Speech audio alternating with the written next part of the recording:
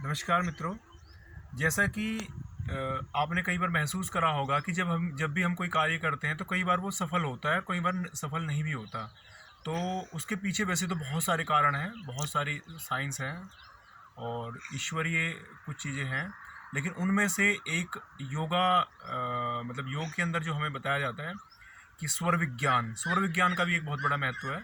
तो यहाँ मैं आपको स्वर विज्ञान से रिलेटेड कुछ चीज़ें बताना चाहूँगा कि जैसे कि हमें बताया जाता है कि हमारी बॉडी में 72,000 नाड़ियाँ यानी कि 72,000 नाड़ियाँ हैं और उनमें से भी तीन मुख्य हैं, ईडा, पिंगला और सुषुम्ना। तो अगर हमारी बॉडी के अंदर ईडा में प्राणवायु है यानी कि ईडा हमारी एक्टिव है, तो उस दौरान हमें शांतिपूर्वक वाले कार्य करने चाहिए, यानी कि हार्ड वर्क बिल्कुल नहीं करना चाहिए, उसमें बॉडी में कुछ प्रॉब्लम हो सकती है। तो उसके लिए जैसे शांतिपूर्वक कार्य में जैसे हम पढ़ सकते हैं, बैठ के कोई चर्चा कर सकते हैं, बैठक कर सकते हैं, मीटिंग कर सकते हैं,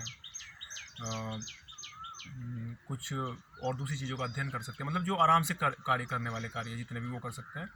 और अगर हमारी प्राण शक्ति पिंगला नाड़ी में है तो हम हार्ड वर्क जितने भी हैं, भोजन कर सकते हैं, क्योंकि भोजन को भी बॉडी को एनर्जी ज़्यादा चाहिए, यानी कि जिन कार्यों में एनर्जी ज़्यादा चाहिए बॉडी को वो सब कर सकते हैं जब पिंगला नाड़ी में श्वास हो।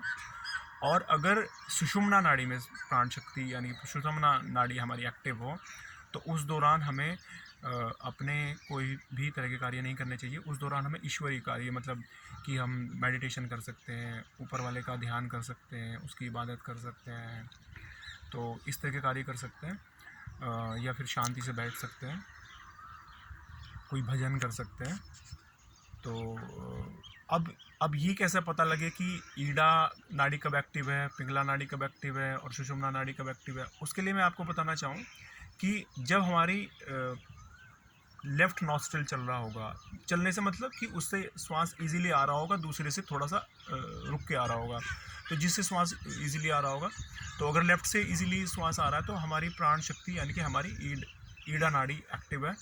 और जब हमारी पिंगला नाड़ी एक्टिव होगी तो हमारा राइट नॉस्ट्रिल मतलब ईज़िली चल रहा होगा, लेफ़्ट उतना अच्छा से नहीं चल रहा होगा।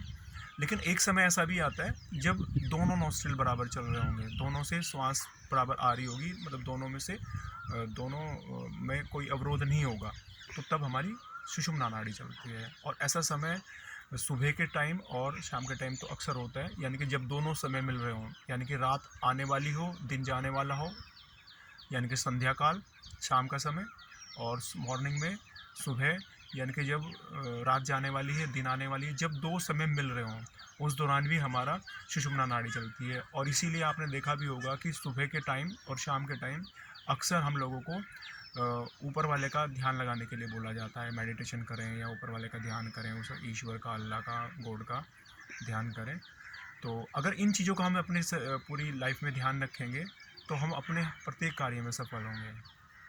धन्यवाद।